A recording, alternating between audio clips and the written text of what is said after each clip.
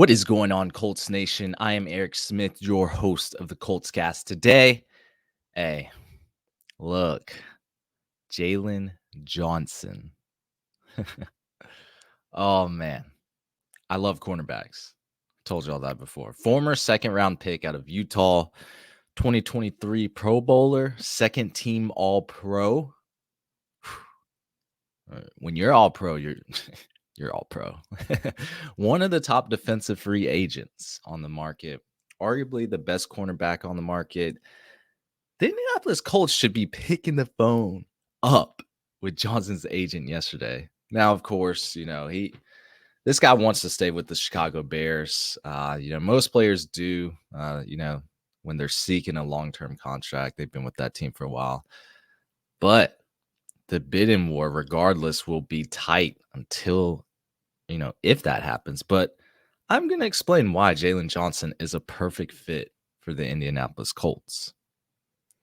But look, please remember to like, subscribe, and comment below with your thoughts. If you're on YouTube, Colts Nation, this is the best way to support us as it gets our video out to other passionate Colts fans just like you. And ladies and gentlemen, it is completely free. I got my coffee. I'm usually drinking at least 2-3 cups of coffee today. Gotta get that caffeine in me. Hey, let's be honest. This guy, Jaylon Johnson, he would be a great fit for most NFL teams. But for us, we have a top 5 cap space. Last time I checked. We still have plenty of guys to sign, Colts free agents, technically. We're talking studs like Grover Stewart, Michael Pittman Jr., Kenny Moore, Julian Blackmon. You can throw Gardner Minshew in here. Now, I'm under the assumption that Chris Ballard and the team, I don't know if they're going to be able to sign every single one of these guys who became unrestricted free agents. I don't see it. I just don't think it happens. But for this scenario, let's say Gardner Minshew and Kenny Moore walk. So free up a little cap space there, or we still have some cap space available. I'm not getting too deep into the numbers here, but spot track for Jaylon Johnson. This guy's market value is at $15.7 million a year. However, I'm seeing reports he could command up to $20 million, in that range. And if we start getting to that top end of the range, he could become one of the highest paid corners in the league on an annual basis. Are the Colts willing to do that? I'm not sure. Matt Gay, we decided to give him a lot of money for a kicker. Why can't we do it for a corner?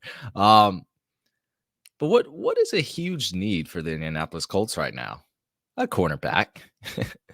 A lot of mock drafts. I'm sure everyone, we're all doing mock drafts. We're looking at others' mock drafts to see where people are pinning the Colts at. And I will say a majority of them has us picking a cornerback. At least half of them, more than half. So that begs the question, why can't we address this need in free agency? Why? Because that opens us up. That opens our, what we do in the draft. That opens us up. Maybe we can take an offensive playmaker in the first round. But here's some PFF stats for you all. Pro Football Focus. Jaylon Johnson, highest overall graded cornerback in 2023 at 90.8. Highest coverage grade at cornerback at 91.0. Lowest NFL passer rating allowed when targeted, 33.3. I know PFF isn't the be-all and end-all, but if that doesn't scream elite corner, I don't know what will. He also had 4 interceptions. But really, let's talk about why he would be a perfect fit. Like, we already know he's an elite corner, and he had an elite year last year. Why would he be perfect in Indianapolis? Cherry on top to me is what scheme he would be coming into, and also what scheme he actually thrives in. Gus Bradley. runs a zone-heavy concept on the defensive end. Cover 3 mostly, right? With some other coverages sprinkled in, maybe some cover 1, cover 4, things like that. I feel like Matt Eberflus, he ran a similar operation with Chicago. He has ample experience in zone coverage and excels in it. Like, he's good at reading the quarterback, letting his eyes do the front work. I like this guy. I feel like that's an easy transition to the Colts, to Gus Bradley's scheme. Tell me if I'm wrong. Tell me if I'm wrong in the comments. I just guarantee if we add him, we we will stop calling for Gus Bradley's head every game we lose. But Jaylon Johnson, he had a breakout year last year, not just an ordinary breakout. He was one of the best corners in the league on a mediocre team. He could step in. Immediately into that cornerback 1 role, that lockdown corner we need, and instantly upgrade this defense. He's a very physical corner, like I said. Has lockdown written all over him, man. He's still young at 24. So we talked about Mike Evans. He's up there in age. Jaylon Johnson, he ain't even in his prime. He was one of the best corners last season. So, but here's the thing. He's young at 24, but he's still a veteran in my head. He's got 3 or 4 years of experience already. Look, you're a veteran at that point. Pair him up with Juju Brents, and all of a sudden, we have a respectable cornerback core. Respectable. I know he prefers to stay with Chicago, but if they can't get a contract worked out, Indianapolis better be making some calls.